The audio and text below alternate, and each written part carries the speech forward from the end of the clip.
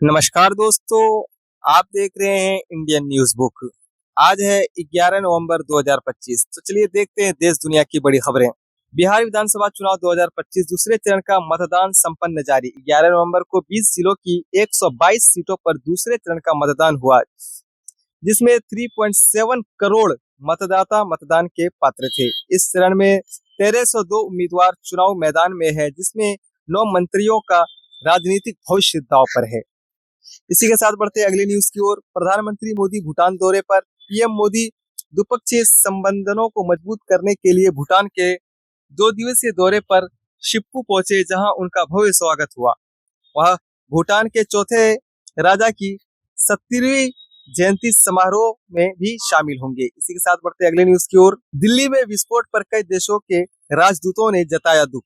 दिल्ली में हुए एक कार विस्फोट की घटना में जान माल के नुकसान पर ईरान सहित कई देशों के राजदूतों ने शोक व्यक्त किया है और घायलों के शीघ्र स्वस्थ होने की कामना की है। इसी के साथ बढ़ते अगले न्यूज की ओर। जम्मू कश्मीर में इंटर स्टेट आतंकी मॉड्यूल का भंडाफोड़। जम्मू कश्मीर पुलिस ने 2900 किलोग्राम आईईडी बनाने की सामग्री बरामद की है और एक अंतरराष्ट्रीय आतंकी मॉड्यूल का भंडाफोड़ करते हुए 7 लोगों को गिरफ्तार किया है। इसी के साथ बढ़ते अगली न्यूज की ओर। मध्य प्रदेश में 5 साल का ठंड का रिकॉर्ड टूटा। उत्तरी बर्फीली हवाओं के कारण भोपाल में नवंबर महीने की 5 साल की सबसे सर्द रात दर्ज की गई, जहां पर 10 डिग्री से नीचे तापमान नापा गया है। मौसम विभाग ने इंदौर, जबलपुर समेत 12 जिलों में शीतलहर का अलर्ट जारी किया है। इसी के साथ बढ़ते हैं अगले न्यूज की ओर। तमिलनाडु और आंध्र प्रदेश में भारी बारिश। बंगाल की खाड़ी में गहरे दबाव के कारण तमिलनाडु और आंध्र प्रदेश के कई जिलों में भारी बारिश जारी है।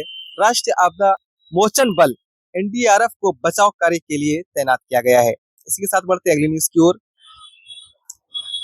पंजाब यूनिवर्सिटी बचाव मोर्चा के चलते छुट्टी। प्रशासन ने विरोध प्रदर्शन की आशंका के चलते कैंपस को बंद करते हुए 10 और 11 नवंबर को छुट्टी घोषित कर दी। यूनिवर्सिटी ने बाहरी लोगों को प्रवेश पर भी रोक लगा दी है। इसी के साथ बढ़ते अगली न्यूज की ओर। लाडली बहना योजना की राशि 1500 करने को मंजूरी। मोहन कैबिनेट ने मध्य प्रदेश में लाडली बहना योजना के तहत महिलाओं को हर महीना 1500 देने के प्रस्ताव को मंजूरी दी है। इसी के साथ बढ़ते अगली न्यूज की ओर। सुप्रीम कोर्ट ने जजों पर अपमानजनक आरोप लगाने की प्रवृत्ति की आलोचना की। सर्वोच्च न्यायालय ने जजों के खिलाफ अपमानजनक आरोप लगाने की बढ़ती प्रवृत्ति की कड़ी निंदा की है। हालांकि माफी मांगने के बाद अदालत ने अवमानना मामले को समाप्त कर दिया है। इसी के साथ बढ़ते अगली न्यूज की ओर। थाईलैंड ने कंबोडिया के साथ शांति समझौता को निलंबित किया।